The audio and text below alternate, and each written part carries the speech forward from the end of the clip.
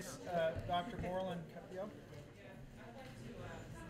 I'd like to make a motion that we amend the agenda and give right to the survey. Okay, second? Second. Okay, it's been moved and seconded that we amend the agenda and get directly to the community surveys. Dr. Rosenbaum's here to present that. Any discussion? No discussion. Call for the vote. And we'll just do this by a voice vote. All those in favor of the motion to amend the agenda and move directly to the community survey, say aye. Aye. Any opposed? Hearing no nays, the motion carries. We'll move to the community survey section. Dr. Rosenbaum, the floor is yours. Thank you. I like these little balls. So hopefully the co-op members have read the overview of survey efforts relevant to the settlement agreement. It's like a, I don't know how many page doc, 6-page document where I try to lay out the various things that are kind of up here, the settlement requirements and then the different surveys. So, you know, the settlement talks about this. Within 90 days of the co-op selection, the city, in consultation with the co-op, will conduct a reliable, comprehensive, and representative survey of members of the Portland community, including civilians and police officers. It goes on and on. We thought it would be smart to break that out. And as I lay out here, that that there's a need for a community-wide survey that captures some of the things that are mentioned there in the settlement, but that there was also a need for separate surveys. You can't just ask, if you're going to survey the police, you have to survey them separately. And we've done that. I've done that in actually 100 cities, so I have some experience with that. And in terms of the citywide survey, now we have to decide tonight if we're going to do this, but and I'm hoping we definitely have to leave time, hopefully, for the subcommittees, because those are the ones that are, the one subcommittee, the first, I shouldn't talk too fast, I have to be careful. One of the subcommittees, the community engagement, was the best place to have the survey work discussed, we felt, because the survey work was, in fact, a community outreach, get the input from the community task. And there weren't that many people that signed up for a survey committee. I guess you guys don't like doing surveys the way us researchers do. But anyway, we hope that we can make that one of the things we get done. Now, if we're gonna, if we're gonna stay within the parameters of the settlement, 90 days from your selection is like April 26th. So that means the survey, our liberal interpretation was that the survey should start by then. I think it's possible. I put quite a bit of work in to help produce a draft, but you guys have to decide on that. So let me just quickly go over the different types of surveys. So the annual, it also says that the co-abs, the settlement says there will be an annual survey. So we're planning ahead at least for this year and then next year. And there is already an annual community survey in Portland, I found out, which, so we have to name it, police services or something different. And that focuses on all city services, not on just the police. Excuse me. So in addition to that, and that purpose of that survey is multiple. It's to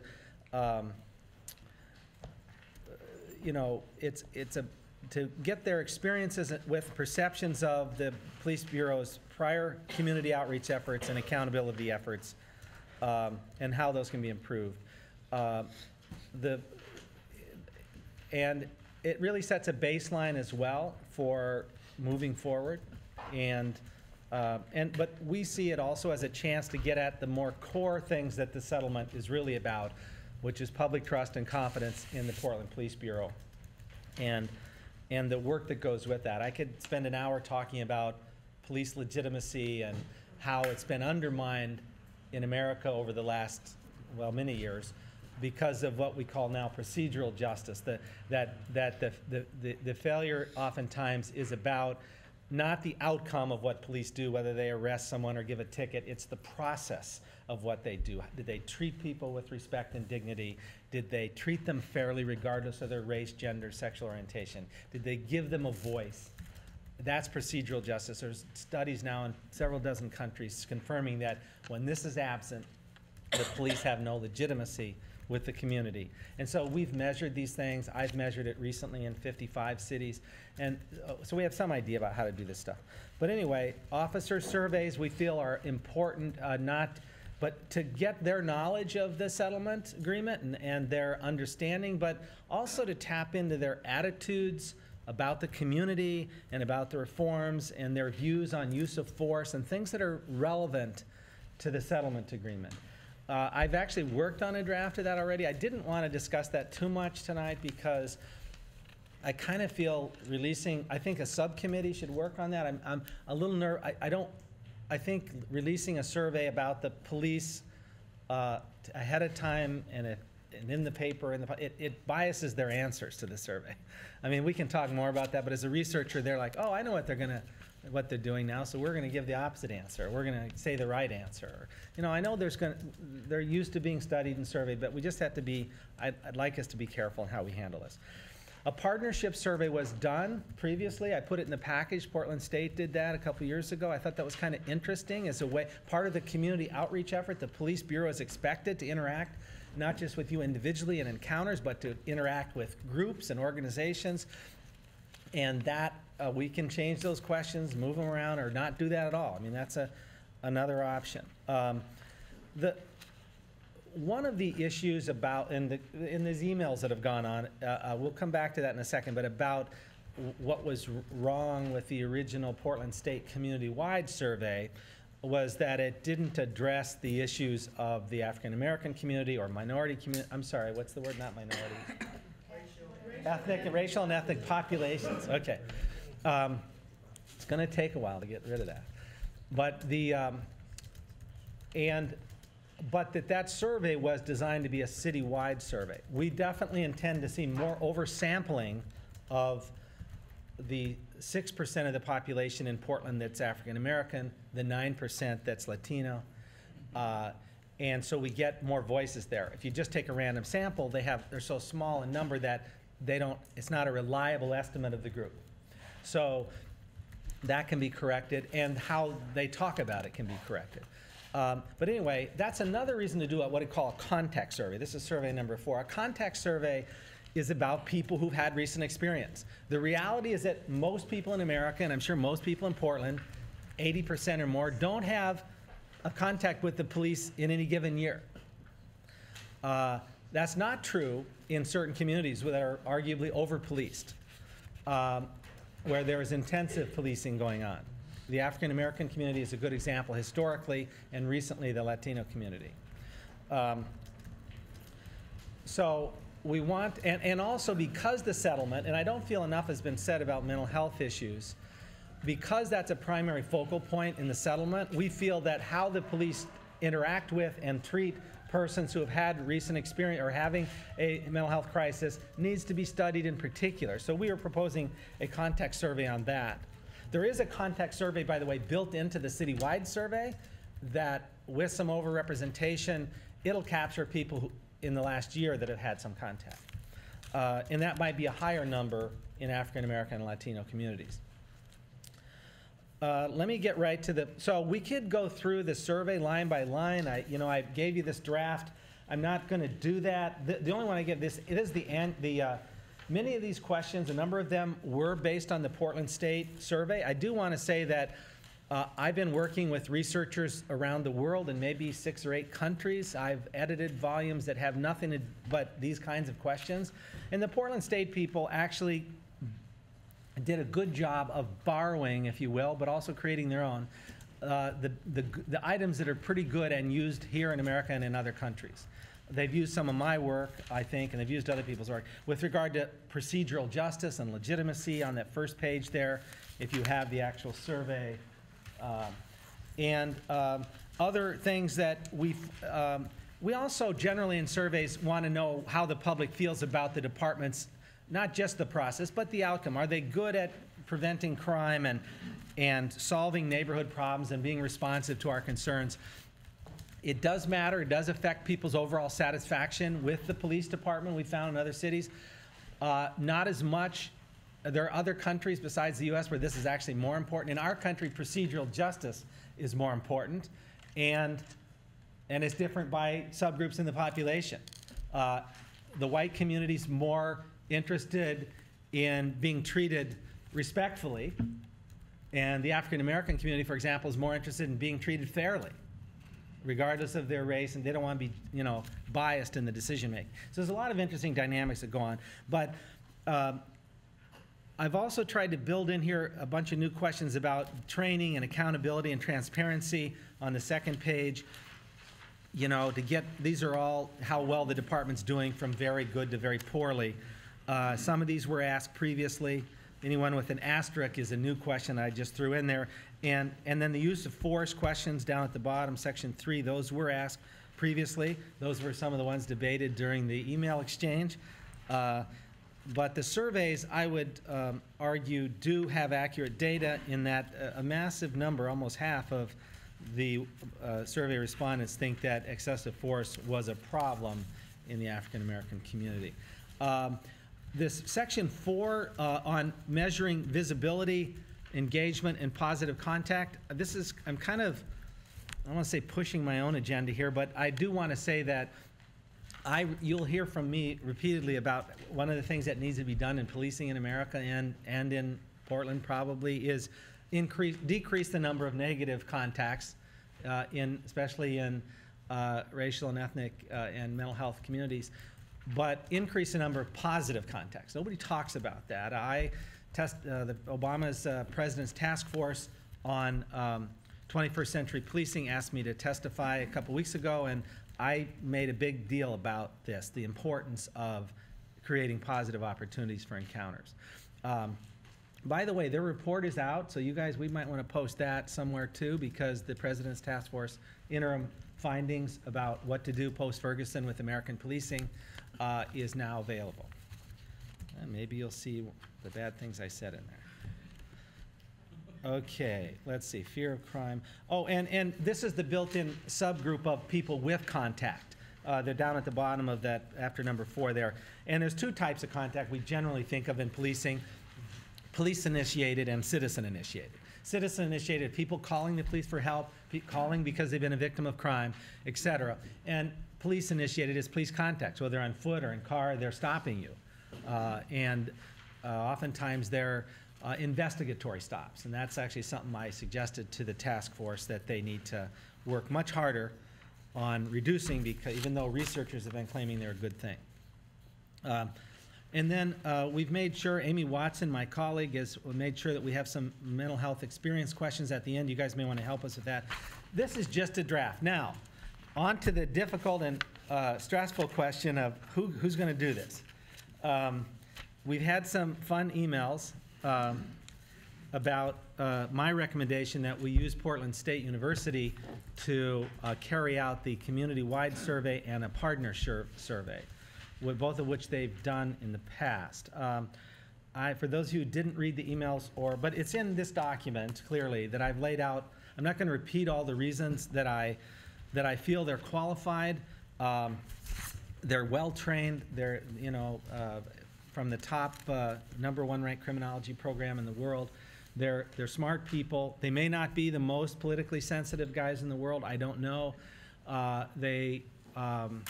But I trust the validity of their work. The fact that the numbers were as high as they were in a negative direction convinced me as well that that was accurate. And I think that I could respond more directly to some of the comments that were made on the emails, basically suggesting several things that Portland State, basically one of the arguments is sort of too close to the city of Portland and can't objectively write about these issues. I think the compromise position, I'm going to go further than I did in this document, where I said that we design the survey, we tell them what to do, they collect the data. I was going to write the report jointly with them, But we could write the report. I could write the report. The COCL team could work. That's another option. So I'm willing to say that is the best option if we keep Portland State. I'm very nervous about not using Portland State at this point because we lose probably at least 3 months by getting somebody else on board that knows these issues. The other part of it, by the way, for those of you who didn't read the documents that carefully, there's a methodology they used where you purchase these addresses from the whole city, you draw randomly from that, you also oversample, almost said minority again, oversample racial and ethnic populations, and you send out these cards, you mail these things out. We could use that data from 2013 for some of the questions. I don't think we should repeat all of them. I think we should do a lot of new questions. But as baseline, before the police really did that much, they've started to make some reforms. They've trained people. You've read the auditor's report. So there's a lot of things that have been done. So I'm not going to, well, I will say that one of the other comments was about the bias in research, and all research is biased. And biased, you know, everybody's biased. I've come to accept that postmodern reality, and it's problematic in some ways. I like to tell my students there's hard facts and soft facts, but that's another issue. But the point being there that the questions you ask could be biased, the methods, the way you write up the results, the way you interpret the results, all could be a problem. You counter that by being well trained in procedures and methods that minimize our bias, but you also counter it by having diverse voices involved at the stages, so that you say those are not the right questions. You only ask that question, you're only going to get this answer. I want you to ask a different question. Fine. I don't like the way you're analyzing that. That was a big beef with the Portland State. I agree with you. There's no breakout of racial and ethnic populations. So I'm going to stop talking, though, and open this up for discussion. I guess, what is the issue before us? This idea originally of us going through item by item is not realistic. I think that's the job of the one subcommittee to work with me. If you agreed to do this and move ahead, we would do that over the next week or two in various forms and finalize a draft survey. The city would then work with Portland State if we go that route. If you don't go that route, if you want to do the survey yourself, or I could play some role in it, that's fine, but I think that's a different model. I think there's so much work to do here. I'm kind of overwhelmed by it, and I feel a need for us to get on with the million things that are listed that are in your work. And we have a list. I skipped all those slides, but our list, it's a COCL, is as long as, or longer, you could argue, than yours. All the audits we have to do of everything Portland Police Bureau's doing. So I would like, if the COAB feels strongly they want to do this survey on their own, that's fine. One last comment. Community input can be sought in many different ways. I mentioned that. We're going to do focus groups and one-on-one interviews with people with lived experience and with bad experiences with the police. And you can do that as well as the COAB. You're free to do whatever you want to do. But this survey, technically, I'm trying to be helpful here, but if you guys want to do it another way, it doesn't say, I read the language, it does not say that we have to do the survey. It says the city with input from the COAB, and then it goes on to say that COCL will help analyze and think about the data or something. So if you want to do it, that's fine too. So we were willing to do 2 of the 4 surveys ourselves, which is the contact survey with mental health and the police survey. With, of course, all those, the questions would be influenced by what you want on there. I'm willing to work with Portland State to do this other one, but if you guys don't want to do that, that's fine. So I'm going to stop talking, and then, so. Dennis, may I ask you the way to do this? We'll take questions now from the group, and then this ultimately is a COAB vote. So we'll take questions. Who had their panel up first? Right here. Philip? I do have a question for you, Dennis. First of all, I want to say I appreciate your work, and quite a bit of effort has gone into what you have done so far, and I recognize that. one thing, the mental health issue, that we're not focusing strong enough on that sample, so we want to really dig in. And what do you see as your approach for that? How do you plan on approaching these specific survey for the mental health questions and questionnaire? Can you answer that? Yeah, good question. So what I've done historically in police departments, I just finished this in 50 police departments, is we did contact surveys with people who have had a recent encounter with the police, a stop, and also people who've called the police for help. But we did not break out the mental health issues and incidents. In this case, I was thinking, and we're open to ideas, and Amy Watson, Dr. Watson, who's not here, is an expert on this more than me. The idea is that we would work with Portland Police Bureau, and any one of the incidents that was flagged as having mental health questions would be contacted, would be sent a letter, would be given a chance to call us, talk to us, with the understanding, by the way, all these kind of context surveys, the police are not, they might be involved in reaching out because we don't want to say we know who you are, but they are not involved in getting the answers. It's very clear in the cover letter that you'll be talking to independent people from the COCO, COAB, whatever, about your experience. So this would be like an ongoing thing, like every week the police would be sending out these letters. It would take time to accumulate a decent sample. I don't know if that answers. Oh, and one more. I know Amy, she's not here, so I'll speak for her. She clearly intends to have one-on-one interviews and focus groups with persons with lived experience. So that's more qualitative, in-depth. Surveys are nice, but they're a little bit shallow. Thank you. A couple of questions, if you don't mind. What's the cost associated with hiring CJPRI? I think, well, right now, I think the budget for that, and I asked them to give me a draft just in case this went ahead. I think it includes 2 years, 1,000 completed interviews each year, which is what I asked for. And I think that was about, I want to say $85,000 or something. I don't know. 85,000, 2 years, 1,000 completed Yeah. per year?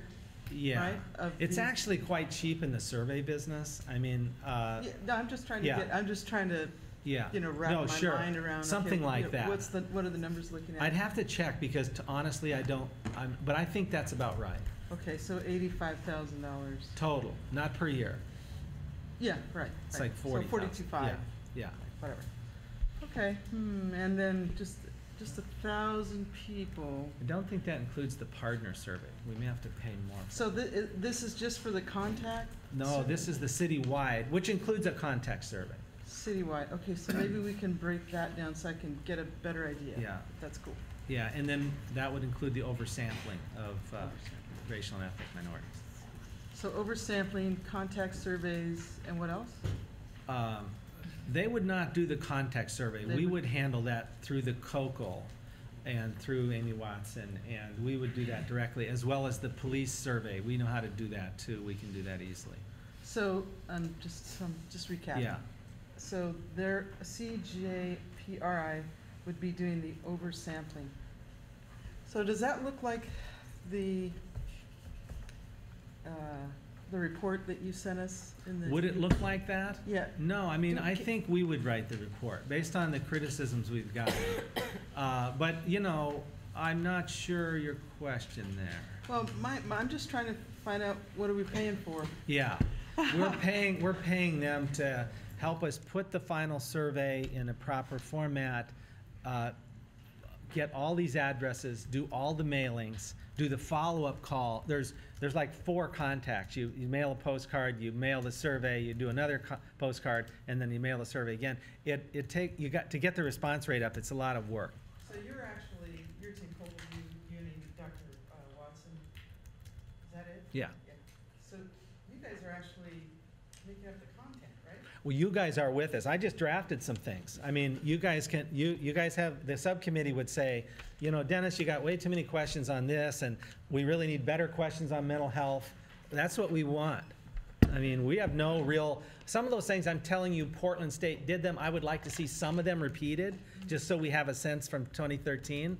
But we don't have to repeat all those at all. And I've already deleted some myself. And we've added all the ones with asterisks. So, you know, but you guys may not like those. Some I don't even, not that even fond of. So there's a lot of room for finalizing that. Yeah. Thank you. How do you want to do this, Paul? Ms. Curley? I just have some quick questions. Yeah. So the original PSU survey, is that being used as a baseline for what we're doing now, or are you just taking questions from that original survey to use in our survey? Yeah, the idea would be to try to replicate the methodology with a more oversampling of Latino, African American. But so there's kind of like two baselines. One from then, which we could compare with because they were random citywide samples. And then this is also kind of a baseline. On new items, you guys add something new, it's our first time to measure it. So going forward, we know the police department still has a lot of things to do, more training, translating. I skipped over all my slides about the theory, which I also borrowed from Dr. Moreland here to some extent on her model of change, about how this change would occur. But we still expect changes in behavior on the street by police officers over the next few years. So the short answer is no. No, it's not a baseline. It is a baseline, and there's a new baseline. Okay. So obviously, there's a new baseline with new questions. With new questions, But right. with the old questions, the old survey is the baseline. Right. For Okay. things that may have happened between then and now that we can't control for. Okay. Because they've been working on some of this stuff for a while, Yeah. but, So, I guess my other question is, I think you had said earlier that you were thinking about us doing the design and then creating the questions coming off of this thing that you've given us, and then having the COCL do the write-up as opposed to having Portland State do Yeah. it. Yeah. And that would then modify some of the concerns that have been raised. yes, correct? that was the idea. And it's different than what I said in the document that I submitted. Okay. So I just wanted to be clear on those things because I am concerned. I am trained in methods and I Yes. did used to teach it, and I have also conducted multiple surveys like Sure. you. So Sure. I am concerned about both the sampling, which I hear you're going to repeat, which is to send it out via people's addresses. It's a big database that you purchase of all known addresses. And Which you- assumes people with homes, right? So my Uh, concern is partially No, that it includes people- apartments. It includes apartments. Apartments are homes. Those Both. are people who live in a building, right? Well, So part of the people who are over-policed in our city are homeless. yes, I And hear that. so when we rely on a, Yeah, no, we will not get them. method. Right, we will not capture them. And that will have to be captured through other methods. so I just want to make sure that as we're talking about methods, because I am the one who asked you most of the methods questions, and I did read the methods section, I did understand it. I actually want to make sure that we are addressing the slippages in those methods, that we're Okay. not just recreating them without some critical engagement with how they worked. So one of those things is omitting homeless people, which means that by not talking about that, at least at this level, right, we are not capturing queer and trans youth who are over-policed in this city. Many of whom are homeless and transient and couch surfing. Absolutely. Disabilities as well. No. Go ahead, I'm sorry, go ahead. Yeah, And we are also not capturing people who may have both mental health and addictions issues that I think, forgive me, I've forgotten your name, but Emmanuel, that you brought up the first meeting about how people come out of prisons and don't have enough services and then get over-policed and end up back. And so yeah. I'm So not let- so much yeah. saying let's redo Sure. what you have planned here, Yeah. but rather that as we think about the methods for getting the data we're actually charged with, that we think about the populations that have been left out and those populations that tend to be over-policed. Yeah, absolutely. And that when we are doing our assessment of the material, you know, sort of saying this is what our data set tells us, that we're very careful about stratifying those answers, because when I looked at the outcomes, it very clearly said, you know, that people consistently, you know, the overall group consistently believes this, right? Mm-hmm.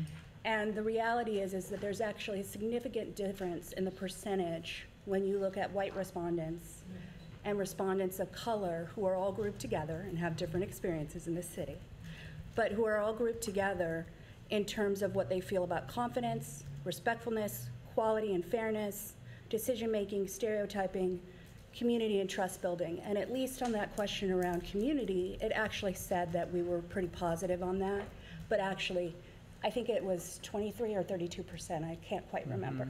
So I want to make sure that when we get our data, that we're actually stratifying it and saying these groups Yes. are actually not satisfied, and therefore we cannot say that the city is satisfied. No, absolutely. And I think that was you know, the way they wrote that up wasn't the best by any means. And I think they grouped minorities because of the small percentage of sample respondents, even though they sampled them, and they did get the 6% African Americans, and I think the Latinos were 9%, but they only got 6%.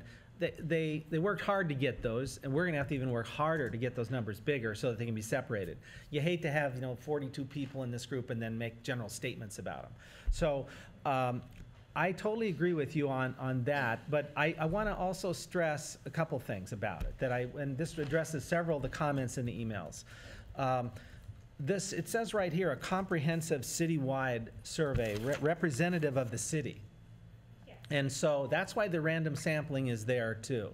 The reality is that the pattern you just described is true in every city in America. Every study I've ever done or anyone else shows that African Americans and Latinos are less happy with the police and the way they're treated than are whites. And it's also true that in most every city, between 70 and 85% of the community think the police are doing a good job. And it's probably true in Portland too.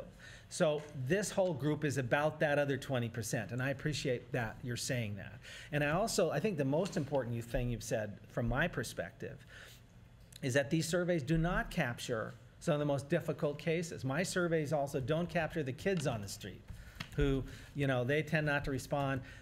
And that the police in all cities, not just Portland, have gotten into a focal point on broken windows, kind of cleaning up the streets and moving people along, homeless people, and our society has failed to provide all the right services, so the police get stuck doing this, but the way they interact with folks on the street is one of the big questions here.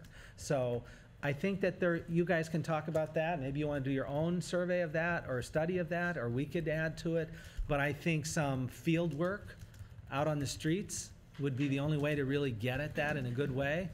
No, I think we agree on that, and I think that was the point that I had about using PSU, is that you can do this very large survey, and sort of answer my question in terms of who it was supposed to reflect. So it's not reflecting, you know, the people who generally complain about use of force and kind of trying to match those numbers. It's trying to match the numbers of the population of the city, which doesn't actually give us a very clear perception of how people feel about being over-policed or under-policed, because the city as a whole is not over-policed, right? Right, and it's not. It wasn't a study of African American or Latino communities. It was a study of the whole city. I also want to point out that I am interested in more groups than African Americans and Latinos, so Okay. so that constant reference is sort of undermining that a little bit. But my point is that I really want to make sure, especially since I'm not on that subcommittee, that we're thinking about the people who actually really need the changes that we're here for, and that we are not so committed to doing things in a structured academic way that those of us who do survey data and quantitative and qualitative research are used to doing and comfortable with, and we miss all these people as a result, because it's not that hard actually to get at them using other kinds of methods. And that's really all. Yeah, and I think we may be in agreement about that. We're just Yeah. sort of coming at it from different perspectives. Yeah, no, I think so. Thank you. That's really good. Nina, you had your. Yeah. Well, I wanted to just say a little bit about, like a little bit more about like using, I know we're not using minority anymore, and then using African American and Latino in place of that, is that marginalized people, like you were just saying, come in so many different colors and ethnicities and economic statuses. So when we're talking about marginalized people, we're also talking about people that are really poor, that live in very low income communities. Like, I live near Felony Flats, AKA Foster Powell.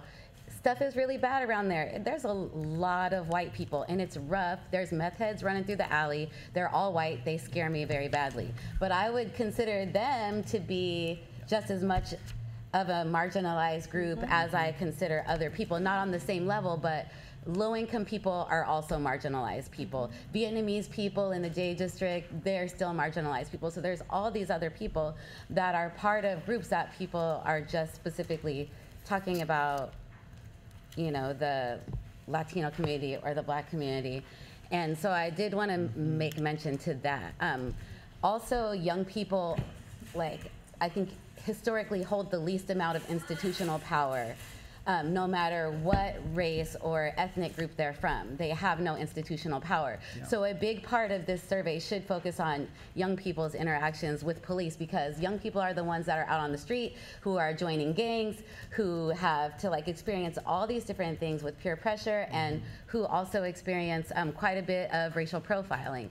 So I think a big part of the survey needs to focus on young people, and it also needs to be set up in a way that makes sense for young people and gives them a chance to talk about their experiences, so it puts them back in a position of power. Thank you. I totally agree. And we have all kinds of evidence that young people have more negative views of the police. I've done focus groups with them in Seattle and Chicago and other places, and they have special issues with the police. So there's no question. And policing, we have studies that show that policing is different based on socioeconomic status. The styles of policing are different. So all those things are important. We sometimes forget that the vast majority of people who are below the poverty line in America are white. And so there's a lot of people out there that are struggling. And so They live in my these are. neighborhood. Oh, and I just want to also acknowledge that Justice Demunis has many times come up to me and said, young people have to be part of this. And I know he does work in that area, so.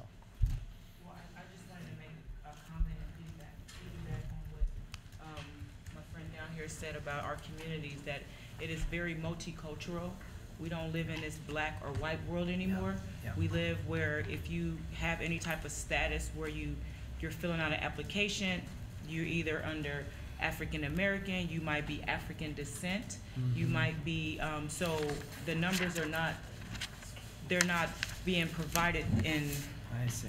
Right, yeah, so, Yeah. and that's where we are at in our community. And we also have in the city of Portland, that I've noticed since I've been back in Portland, is that we have a lot of folks from different parts of the United States. So, you know, people are being, I think they're just kind of getting by, they're underneath the radar.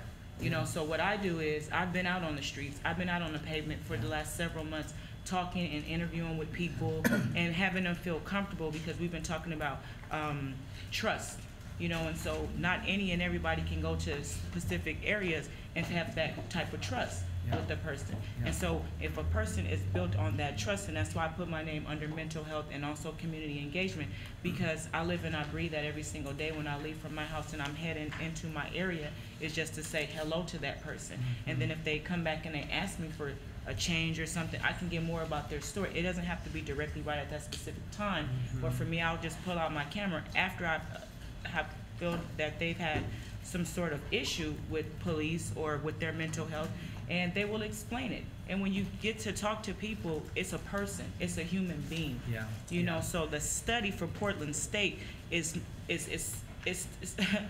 students. You know, like, I'm not gonna just say that it's student, but you have to be around in the community.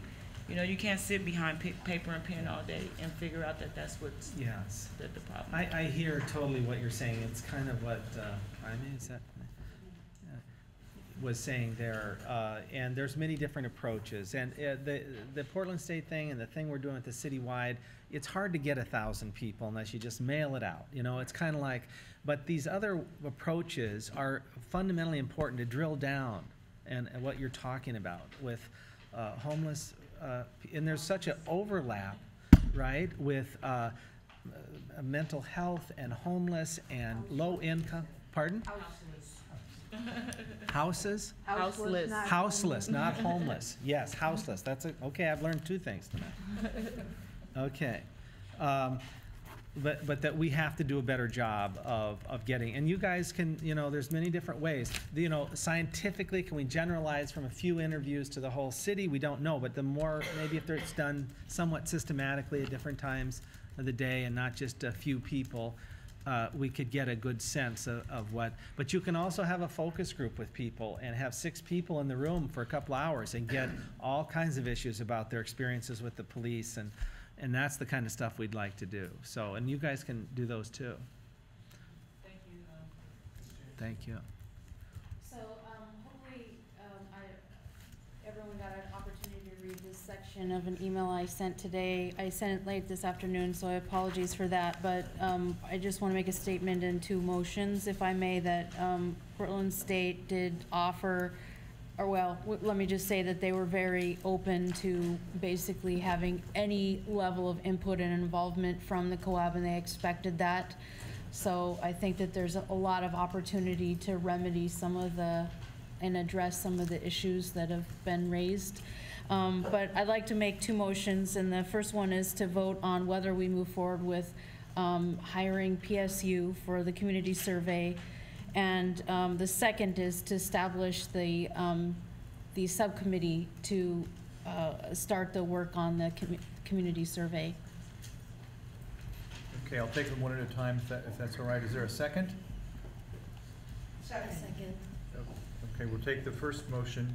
Can you guys hold that before, can you do public comment before, because we've already passed public comment, and I think you should do that before you make this decision. Okay. So a member of the public has asked if we have a public comment section and that they would like to comment on this. I will ask the group. I'll make the motion. Well, I'm not a member. Maybe somebody can make a motion. Make the motion with the public. Second. Okay, any discussion about that? Just in the interest of time, if that we could put a cap on it, so I don't know, or some. All right. Yeah, you guys already passed that time, so. What would be reasonable? I don't have a response. Well, let's take the first motion. The motion that's in front of us is to take public comment, which I presume is going to be to this particular issue. All those in favor say aye. Aye. Any opposed? Hearing none, that motion carries. And so we'll have public comment. Now there's a question of we need to get through this. So do we have a sign-up sheet? Yeah, over there. I'll grab it. Yeah, yes. Recognize Mr. Price. Maybe for the PPP, I heard there was a diversity survey created in 2011, 2012 by Michelle Ladd. Is there any way we can possibly get a copy of that? That way we may not have to recreate or look to grab any additional data if we don't need it, but also if we do need it, we can grab it. So that was the first question. And then my other question was, if it's not PSU, have any other agencies expressed interest in being a part of the survey? And if you would add whatever you would like to add to the survey, what would be the benefit for the COAB from having your input? How could my input benefit the COAB? Specifically related to Portland, Oregon, and our diversity and practices. Well, I'm open to, I want to oversee, if you want to go that way, my contribution is both substantive and methodological. So substantively, given that I've worked on these issues in hundreds of cities, I have some idea of how to measure them in a way that the public can answer. So I have, on the other hand, there should be unique contributions to Portland. You guys should not listen to me on everything. You should say, you know, you want these questions on the survey, period. That's fine. And so the other methodological part is with Portland State, I'm willing to oversee their work, assure the quality of the work, and write the report so that it reflects the wishes of the COAB and not something that is insensitive to the concerns of Portland. I'm going to stand because I can't see everybody. I just want to point out that our published agenda was not a timed agenda. There were no times set for each item for discussion. However, we have posted in the room a timed agenda. And so for members of the public who've been sitting here with the expectation that they would be heard starting at 7 o'clock until 7:15, that's the challenge that we have right now. So if it's 15 minutes that we're setting aside for all public comment, Mr. Chair, then I would encourage that we do that. Okay. We do that now, given the hour. It's 10 minutes to 8, and we adjourn at 8:30. Yeah, I think you're correct. So I'll just go through the list, and we need to find a place where you can capture their public comments. Okay, so Teresa Rayford. One point, and I want to be as respectful of each community member on this point, because we only have 15 minutes and because we only have so much time available, that we need to make sure we have some sort of protocol around it. And I think people deserve equal time, so Yes. I think we need to limit. Do we know how many people are on the speakers list? There's a,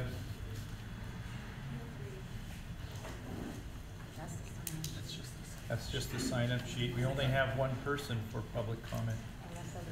So in the interest of,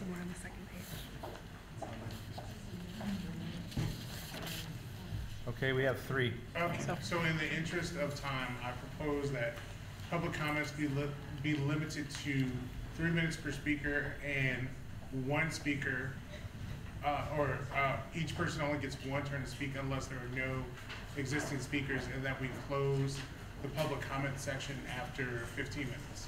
Is that in the form of a motion, Corey? So moved. Any second? Second. Okay. Okay, but why? Well, Why? You know, we're a half an hour, 35 minutes late, according to some schedule. And, you know, I'm fine with the time and everything, but I think it's important to say thank you for your patience to whoever's been waiting, you know, and. Sure. Of course. I can't apologize on behalf of the COAB, but I can apologize for myself. So I apologize for any sort of Delay. inadequacies that I have contributed on the part of the COAB. But if you're talking to me, you could talk for as long as you wanted, so. Okay. Any further discussion on that? Okay, all those in favor of the motion to have protocol with our speakers, 15 minutes, 3 minutes a speaker, I think, if I have that correct. So all those in favor say aye. Aye. Okay, any opposed? No. And could we, I think we'll have the speakers to the front where there's a microphone? And can I just say before the first speaker goes up, in order to really accentuate and agree with what Abel said, that however we go about facilitating the next meeting, that we need to make sure that this does not happen again, because we cannot have people make their way out here on the bus or whatever, spend their time and then have them wait. So I'll be specifically looking for specific guidelines from the COCO about how we're gonna make sure that this doesn't happen next meeting. I'm sorry. Excellent point. You're going, Okay, right. Thank you for that too. And I had several questions, but I'm just gonna focus on the one that's at hand, and it's in regards to the survey. And what I was thinking is that if it's gonna be $85,000 in 2 years to deal with one company. Where's the? Oh, y'all can't hear me? Well, this light right here is. Oh, we can turn that on. But actually, with the survey, I'm thinking, if you guys are thinking still about who to choose, that you would take more time than to make that choice today, because there's a lot of less expensive ways and maybe more innovative ways to capture this information. And one of the ideas I had was, you know, I get the police alerts, and I know that we do a lot of stops data. I know that the police have a lot of interactions with people. So why not have a system that's put in place where anybody that's stopped by the police is input in their system that they get an alert that has the survey attached to it. That way your numbers will be exceedingly higher than 1,000 per year, and you'll probably get a more accurate description of the different relationships and interactions that they get with the police. And then not only to limit that access to the people that are being stopped, but make an application that goes with the public alerts or your flash alerts or anything like that, and give people the option to upload that app and just take the survey. We do it at Applebee's, so that's just a suggestion. It probably costs you a whole lot less money, and it probably gets you a bigger return on investment. Okay, thank you. Thank you. Thank you. Thank you.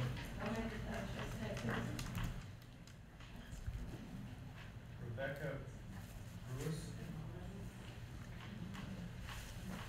My name is Rebecca Bruce, Executive Director of PDX Trans Pride, and my question is twofold as well as a question. The first will be directed to Dennis Rosenbaum. My question is, does PSU have experience with LGBTQ statistical sampling and comprehensive sampling of that population? Should I answer that right now? I can please. Quickly, I don't know the answer to that, but I also think we have to be careful that this big citywide survey is not going to get at all the subgroups because of the sampling size. So we need to target through different methodologies, as we were talking about. That's a good point. It's my understanding there's over 145,212 plus LGBTQ persons and families of various sorts in the state of Oregon, and approximately 75,000 of those persons in the Portland metropolitan area. And I also have concern about the bylaws being amended, stating that racial and ethnic populations are being defined, and I think that's the exclusion and erasure of LGBTQ persons as well, by mistake, because we are sort of a sexual minority, and there's all kinds of us within that subgroup as well, and we don't want to be erased. Good, and we certainly will try to make sure in the survey, if people can answer that question, if they will, at the end, we could find that out too. And one more question, or one more comment I'd like to make is that over 40% plus, my understanding of LGBTQ homeless people, or excuse me, let me restate that, up to 40% of homeless youth in our community are LGBTQ, which is a significant sample of people who might be disempowered and disenfranchised because they may not be community surveyed through PSU. May I ask a question? Sorry. Were you suggesting that we put within our bylaws the language LGBTQ community also? Is that? Or perhaps incorporate Medina's suggestion of marginalized populations. Okay. Thank you. Thank you. Christina Rogers? Just wanted to make sure that was clear. Tired of waiting, probably. She's not speaking right now. Were there any other sign-ups that I don't? Okay.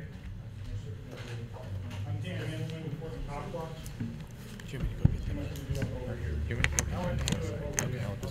Lunch on TV. Good evening.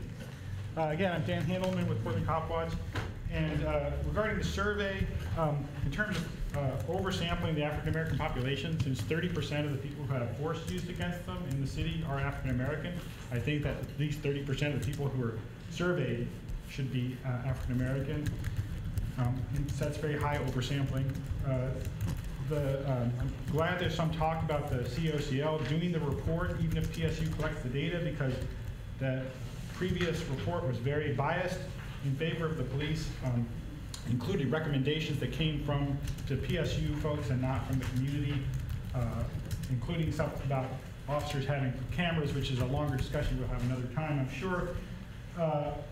There should be a question, the question that is the old survey has to do with, I would call the police if I saw somebody being victim of a crime. I think the question should be, if a member of my family were in mental health crisis, I would call the police. Because there was a big, you may remember an editorial in the Scanner right after Aaron Campbell was shot where people said, don't call the police if your loved one is in a mental health crisis. I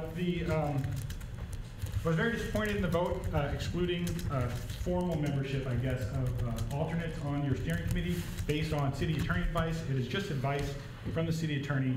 I highly doubt anybody would challenge decisions, but I'm hoping that the steering committee will allow the alternates to sit in on these meetings and have be part of the discussions as you move forward. There's a 67-page document which I discovered up on the city's website in the DOJ tab that is a analysis by the police bureau itself about how well they've done instituting the settlement agreement so far, which apparently was not sent to all of you, and it has very interesting information in it. They changed the name of the mobile crisis units. The DOJ, according to that, has approved 2 or 3 of the items on the list in 2013, which is well before the fairness hearing and well before there was the settlement was entered into the public record. So I have a lot of questions about that 67-page document.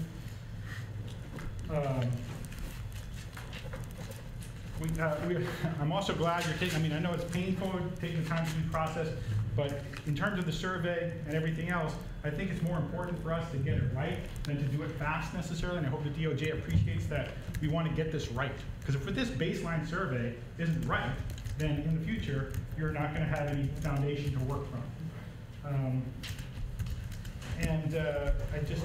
want to repeat what I said at the last meeting, that I'm very, very excited about this group taking leadership on this, where other cities have a monitor. We're going to have the community members weighing in on the DOJ agreement. Thank you. Thank you. Nancy Nemo?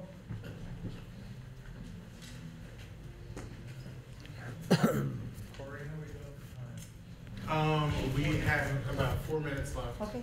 So I've been a member of this community for 23 years. I've been active in peace issues. I've been in protest march where I viewed police officers attacking protesters. This isn't even mentioned in any of the surveys. And I think that's a key part of the activity. Portland is known for this. The other thing is the police that are listed, I looked up the backgrounds of people here. I like to know how people came to this. We appreciate very much your time and effort on this. And I don't see it for the police, though. I haven't been able to find much background about their community connections. And I'd like more information on that, and a lot of people would be very interested in that. The third thing is, you talk about a marginalized population is the Muslim community in our city. And our mayor just made the deciding vote on spying on them. So there are areas where 3 police officers will be within communities doing things that no one has any information on. And I'm just curious if that is under the guise as well of COAB, because I think it should be. Because I think it's a form of prejudice, and I think it's an elephant in the room. Thank you.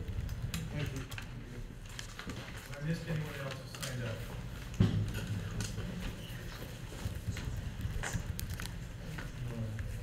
Okay, we have, Corey, Howard, 3 minutes? We have 2 minutes, but I will move that we add an additional minute to give Joanne 3 full minutes. Thank you. I won't actually need that much time. Hi, I'm Joanne Hardesty, and I wear a bazillion hats. But I thought one thing that you might want to hear tonight is about the young man in North Portland who was tased and beat up and stood trial this week. And the judge's verdict came out today, and he was found not guilty. This was a young man who was facing attempted murder charge of police officers, and the judge is quoted as saying that the police officers who testified, their testimony was not credible. And so I think as the committee that's looking at oversight of Portland Police, it is really important that you understand that this young man could have been in jail for the next 25, 30 years with the charges that he was facing. And it's only by the grace of God and community members videotaping police officers' activities that the judge was able to see the difference between what the officer said this young man did and what really happened on the street in North Portland that night. And so I am just here to tell you how much I appreciate the amount of time, the dedication that you're showing to this process, and let you know that the community is depending on you. They're depending on you to ask critical questions. They're depending on you to own this process. This is the Community Oversight Advisory Board. You are the ones who are in charge. And so I noticed that there's a lot of city staff that spend a lot of time at these meetings. The city does not run this process. You do. You are the people that we have picked to help us get through this process. And just know that the community is here to help you. Whatever you need, we're here to make sure that you're successful. So thank you for being here. And send a prayer out that community members came out with their video cameras, that they came out with their iPads. And remember, if you see a traffic stop, you do the same thing. Because just like that young man was saved from 20 years in jail, you will save someone else's life. So thank you. Thank you. There's one other key thing. The judge upheld self-defense by this young man while he was being brutally beaten. That's time, by the way. Thank you. Thank you. Thank you. Thank you. Let's return to our agenda.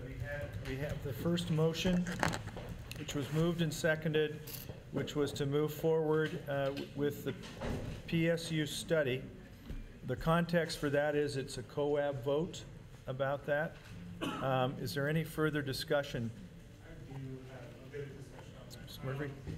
So I understand that the reason that we're making this decision at this time is because there's some expediency in trying to keep with the timelines that seem to have been established. I'm going to vote no, not because I don't necessarily have a confidence in PSU, but on the basis that when we have an open process where we can bring other folks into it to do this work, particularly the very cultural and ethnic and marginalized populations that we're talking about, having folks from that community who own businesses in that community to not be allowed to be part of that work is a problem for me personally, and I cannot sign on to that. So I do hope that this expediency will help us move forward with that, but I think it needs to be at least spoken from my perspective that the fact that African American and other communities of color are not going to be able to participate in helping do this survey because of that reason is a problem, I think, of shutting out the community. So, and I also want to echo points that were made by Rebecca Brewis and by Ms. Medina earlier about the fact that I always find a problem when I look on lists and I see the survey questions. I had a little bit of umbrage with your statement about not getting all these other groups. The LGBT community is fully 10% or more of the population of Portland. It's not a subgroup. We are a major part of this community, and that will be a part of this survey. I'll make sure of that. So that's my only statement. Thanks.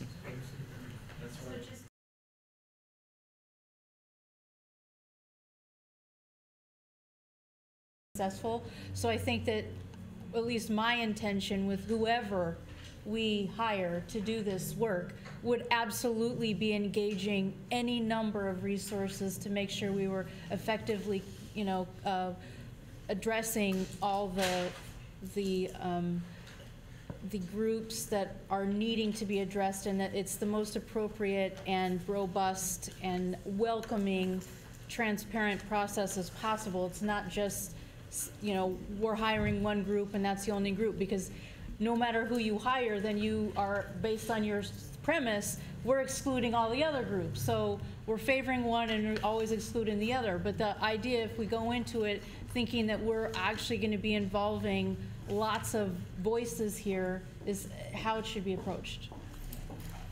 Thank you. Philip?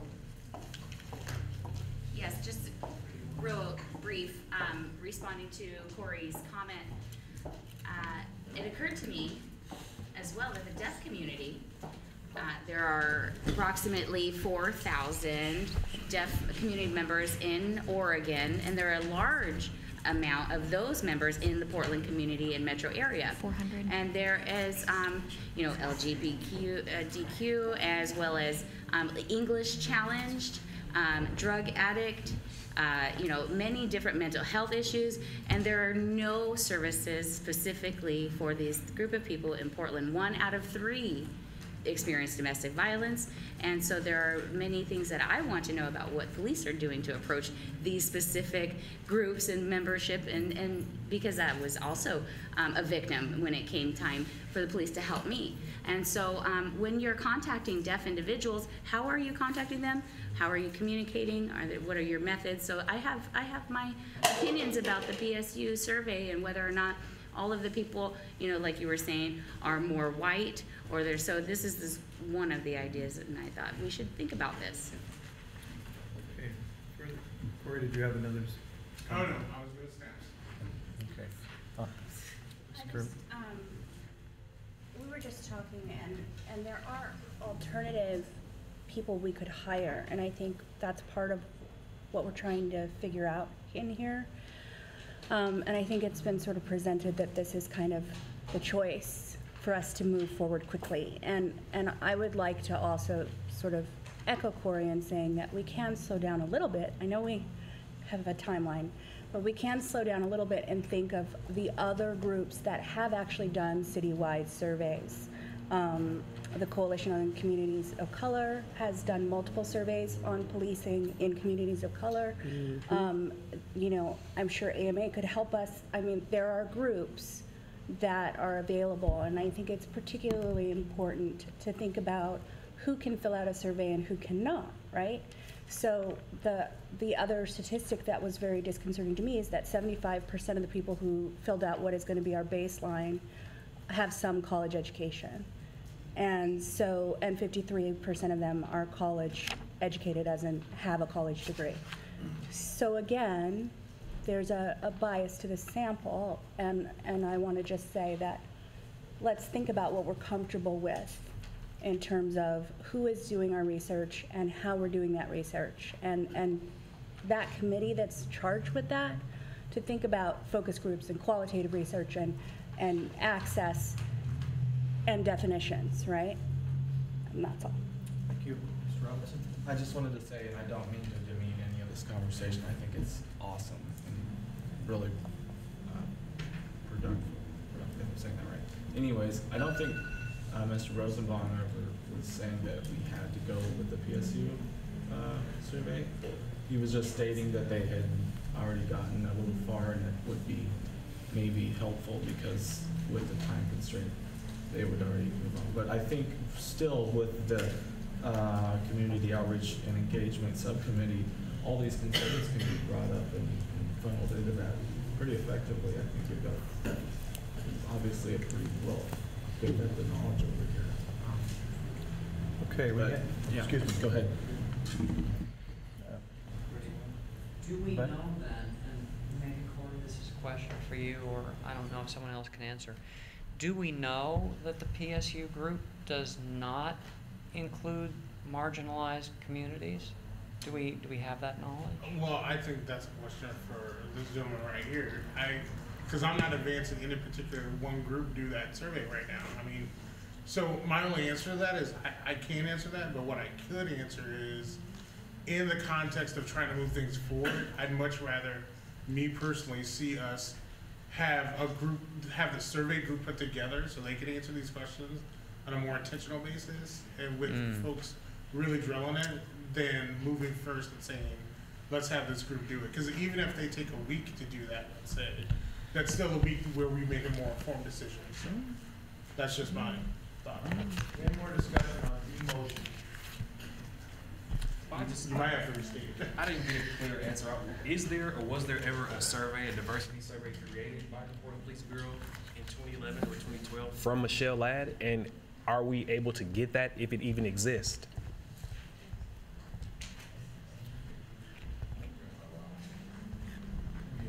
Yeah, they have to, that would be answered by them.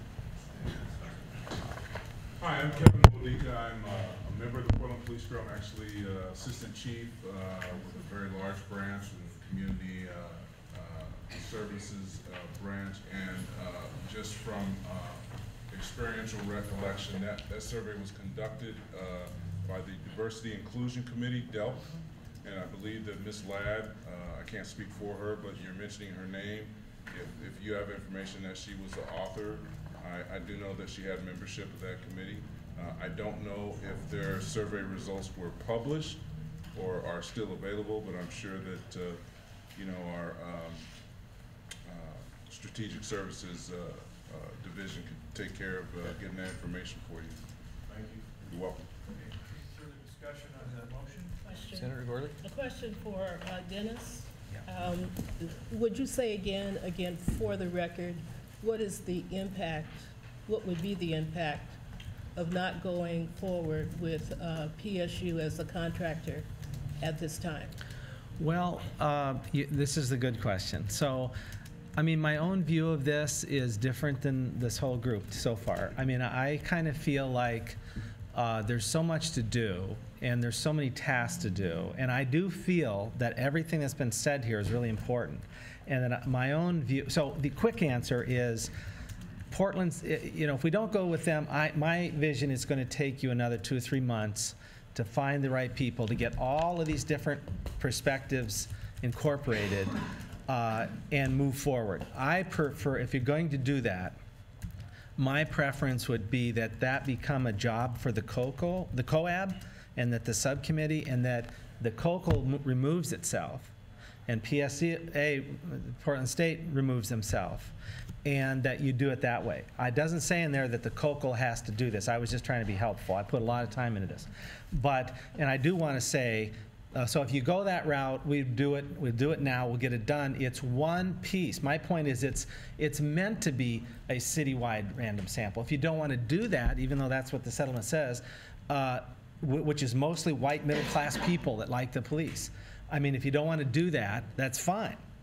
But I'm saying, and it wasn't meant to be the whole method. I still definitely want to do this police study, the mental health context study, and help with, and we're going to do focus groups and stuff like that. But this community-wide one, if we're going to turn it into something other than a community-wide random survey, I really feel strongly that I would like to turn that over to the COAB, and that I will pull out the COCO out of that.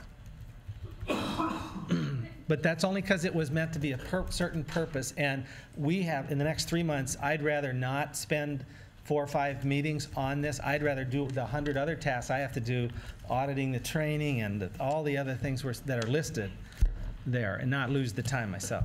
Can I just ask a quick question about what you just said? So what I heard was that if we work to get a little more diversity knowledge into the structure of the study, that it will no longer be a community-wide. Well, you know that you're a researcher, so you're doing a random sample. Can you imagine the amount of oversampling I'd have to do to get a decent sample of persons who have hearing problems, a decent sample of people from the LGBT community? It's not going to happen. That'll cost you $500,000. No, I understand that. So it's better to go out and meet with them, focus groups, that kind of thing. It's huge, and I do think focus groups and qualitative research, and there are other ways. Right. But I guess what I heard was that you were saying, if we don't use PSU in the ways that you have suggested, that we couldn't do, or that we're not doing, a community-wide, Portland-wide survey. Is that right? Well, you could probably hire somebody else. Okay. It would take a lot of time and effort to coordinate all of this. Okay. And I think that, you know, I just think that someone like yourself or someone on the COAB should take a lead role in doing that. I mean, I think that's better than us spending. I personally, someone's got to do my job on the COCO. If I do that, I was volunteering to do it this one way, and if you guys don't like it, I was asking you to trust me that they could draw a sample, a probability sample, and oversample certain groups, and that's all I was asking. And would you be able to ensure that their oversampling was larger than the first time? Ye- Because we're yes. talking about a difference between 941 white respondents and 30 African Americans and or Latinos.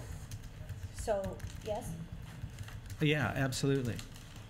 And that we could make sure that they are also stratifying for queer, trans, and QT pop.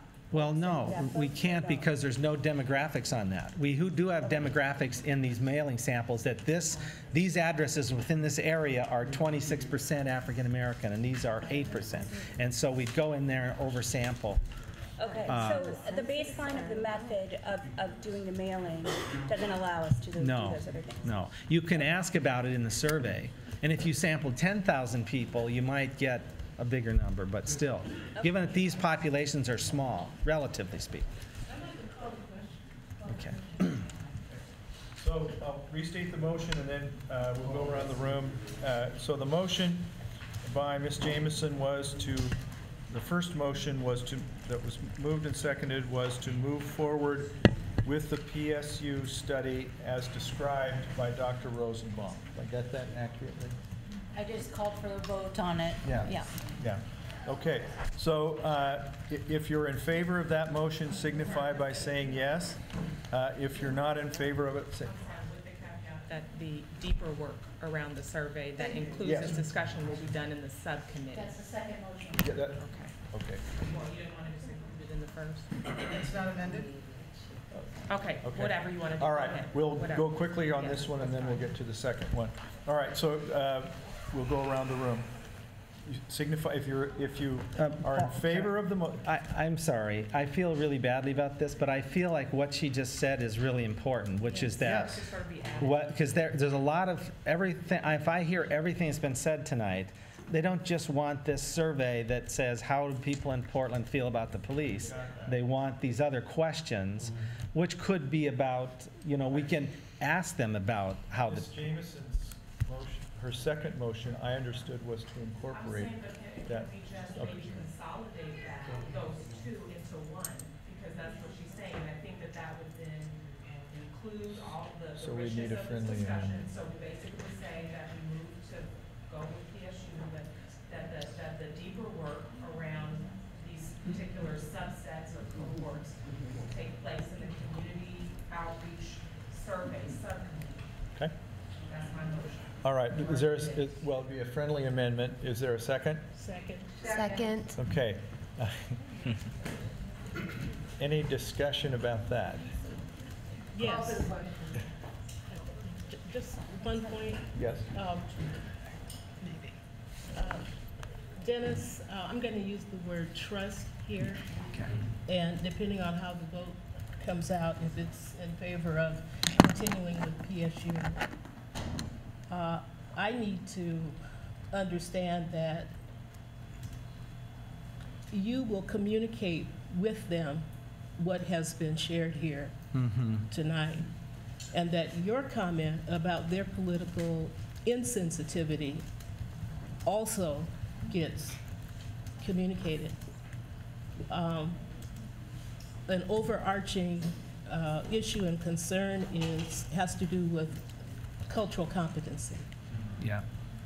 And we're also talking about the investment of public tax dollars Yeah.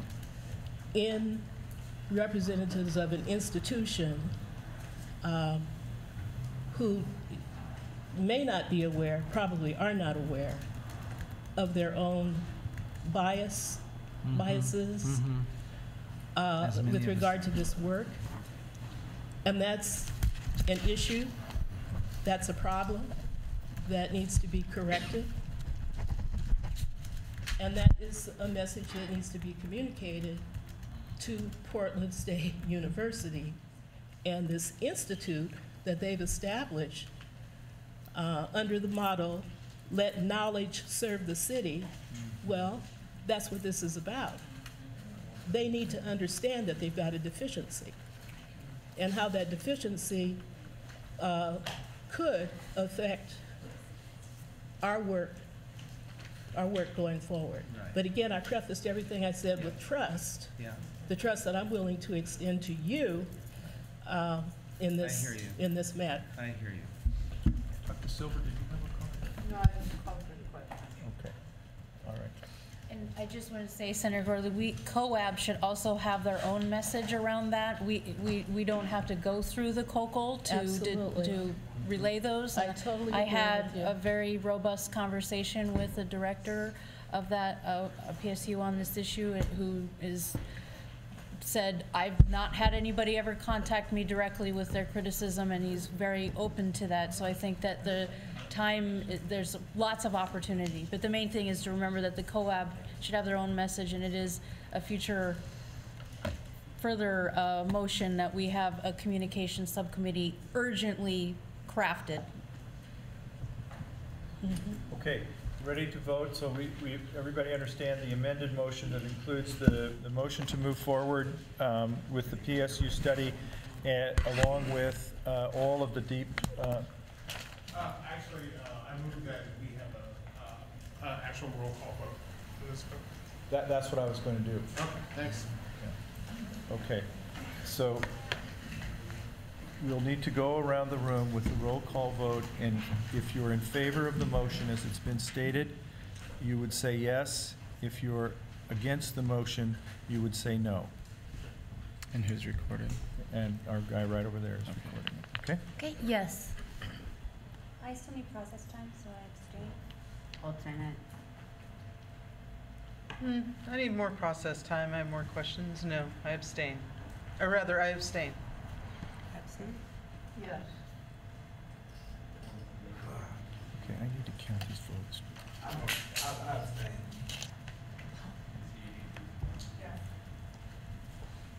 No. Yes. Yes. No. No. Okay, I've got I lost my count. Sorry, Judge. Getting tired here. Okay, I'll take it by, okay. Ms., let's see, where are we? Ms. Gardner? Yes. Okay. Abstain. Abstain, Ms. Curley? Okay. No. Okay. Gary? No. Okay, I'm sorry? I was going with no. No. Sorry. Let's try to think about it quickly. Yeah. Abstain. Just a minute, hold on, I'll get lost here. Who abstained? Jimmy, you abstained? Okay. No. I'm sorry. No. Mr. Murphy was no. Doctor, you're yes? Okay. Bud? Just a minute. Wait, Bud was. Bud's no. And Emmanuel, you're yes? Yes. Sharon? Yes. Yes. Senator Gordon? Yes. Okay. 13 votes? 7 yeses.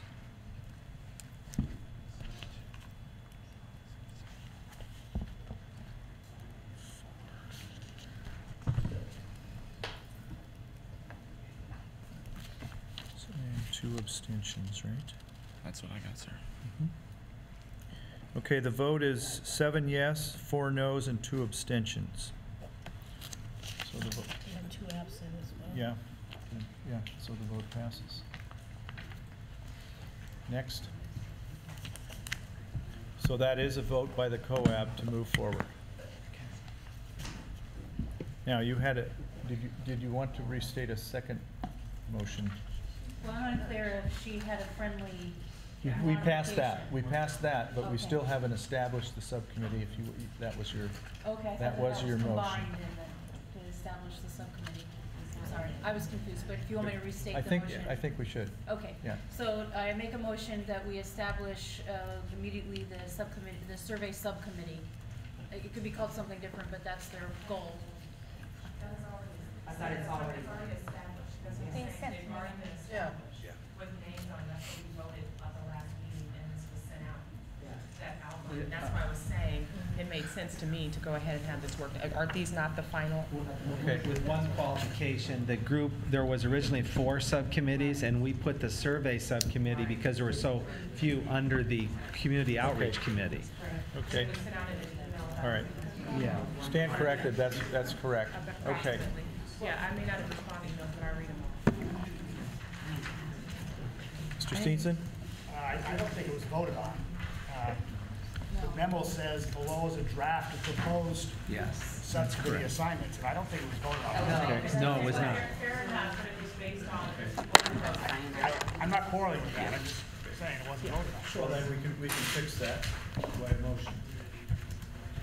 Motion to vote on the draft that was sent in email on the committee assignments as listed. Okay. Is there a second? Okay, it's been seconded. Discussion. Ms. Gardner? I personally would prefer to only serve on one committee. Okay. I think we can adjust all of that. Okay. I think it's just the establishment of the committees. Okay. Lee? It looks like my name was left off of the mental health crisis response. You're actually on every committee. Awesome, perfect. I don't see it though, where is it? Okay. Thank you. Okay. Appreciate it. All right, we promised ourselves we were going to get out of here. Okay, so I need any more discussion on that motion? Yes, Ms. Crowe. I just wanted to say that I am not on that committee. Uh-huh. I'm on the mental health committee, which is sort of the reason that I'm here at the table. So if people want help or have questions or anything around survey data or focus groups or any of that stuff, I'm happy to help, but I can't be on 2 committees. I've been calling you every day. Call for the vote. Okay, all those in favor of the subcommittees that are established in that draft, signify your yes by aye and your negative by no. All those in favor say aye. Aye. Any opposed? Okay, that motion passes. How are we doing for time? I can't see the. Okay. Well, we didn't get through everything, but we made progress. Sure did. Let me close. Is there just for maybe a couple of minutes? Is there anything else about the subcommittees that this was just the suggestion? We've approved that. That doesn't mean there can't be others and more. And so I would ask people to think about that. I was actually going to talk to you about Okay. Yes, Dennis. I just want to say that in the next week sometime, I'll be in touch with the subcommittee, the outreach committee that's on with the surveys, and try to get people to come up with things that are missing and things that they want deleted, and so we can move that process forward. And remember, it can't serve all the purposes. I think we've established that tonight, but it can help us. We can oversample. We can do some things. So I think it would be a big success for us to get that moving. So I don't know if you saw in my email, but my understanding that the city council should have received basically today an effort for them to be able to vote March 25th about approving this. So the timing is obviously cattywampus here, but so what will this mean? Does that mean it's going to be you guys will submit it to city council and it'll be deferred till April, delaying the work, or how does this? I think we can move ahead with the assumption that if the costs are about what we thought, that I can meet with them while I'm still in town, talk through the elements. It would have to be submitted next week, I guess, for the week. Is it a week after? Is that how it works here? I think so. But the settlement says this is a co-op project. Yes. So you're just you're helping with the co-op. Yeah, to get this done. I guess that we need permission to do that while I'm still here in town. The idea was that it's going to have no details in there other than that they would collect the data. It would have 1,000 respondents, and they would oversample African American and Latino communities for now, and that's all it's gonna say. And the content would be developed by the COAB, submitted to them. They would turn the data over to the Copeland COAB, and that's the gist of the scope of work. If people are fine with that, we could get it started. I could talk to the people at City Hall tomorrow while I'm still here, or we can do it later next week. I think the work of the COAB is around the content of this thing and what it is we're doing, unless I'm missing something. Yeah, but I just wanted the co-op to be informed that city council, even though we voted, city council still has to bless this. Yes. And they have their, bureaucratic process that we have to also somehow incorporate into our process and be mindful of that when we're facing Department of Justice deadlines. And so I wanted that to be transparent as possible, because I'm not sure everybody's following like the less interesting aspects of some of the stuff that we do, but it matters if, they have the power of the purse there, kind of, so. Sandra Gorley? Yes, I don't know if he is still in the room, Dr. Haynes. Dr. Haynes? I do want to acknowledge that we're all in the room because of the work of Dr. Haynes, Dr. Bethel, and all of those folks who make up the AMA Coalition for Police Reform, which is inclusive of Cop Watch and a number of other people who are sitting out here whose names I may not know. And I also want to acknowledge Joanne Hardesty. Again, we're sitting at this table because of the work of Joanne Hardesty, who is also a part of that Coalition for Police Reform. I just want to honor that. I also want to honor what you said earlier, Joanne, about this being an independent organization. And we get to rely on the resources, the resource staff provided by the city of Portland. They're here to serve this group. I understand that, and I hope that we all understand that we have some rich resources in the room, so let's figure out ways to use them and use them intentionally. And as we do that, also honor who they are and what they bring forward to this process. Thank you. Sharon? I had a question in regards to Tom's email, I believe, that initiated about the CRC vote from the city. We asked them to postpone the vote. Do we need to bring that up as an additional agenda item to the COAB group? And if it's not tonight, then when? Because we have asked for an extension and a postponement from city council not to vote on that. Well, let's put it on our agenda. So I make a motion that we put the discussion of the CRC vote of city council on the agenda for right now. To discuss it right now. Okay. Or to be briefed on it, and then we can move. Seconded. Any discussion? Well, I think it merits more discussion than can really go on right now. I sent an email out that outlined some of the concerns, primarily concerns that the AMA and the Portland Cop Watch have raised about the CRC over the years, and trying to put some teeth in their authority to actually get to the bottom of police misconduct. And it's a discussion that really needs some time. And I don't know, I've had preliminary contact with Constantine Severe about the matter. I assume they can delay that further, so if we put it on the agenda for next time, I think it'll work. If I could just take this on. Hi, I'm Constantine Severe, IPR Director, City Auditor's Office. So, due to Mr. Stevenson's request, the auditor pulled that code change. So we're not going to put it back until we've had an opportunity to consult with the co-op. So basically, however your schedule works for us. So I can email you folks all the co-op and let you guys know about the code, or actually present at a meeting at your convenience. So however I can be of use to you guys. Great, thank you. Mr. Rogers? Yeah, I just want to mention about the PSU. I like to see it done now as soon as possible. If you're going to be leaving town, maybe you talk to City Hall tomorrow before you leave town and get the blessings. So I like to see that happen like today. So if we have to take a vote on what we have to do, I'd like to see it. I would like to see that happen for us.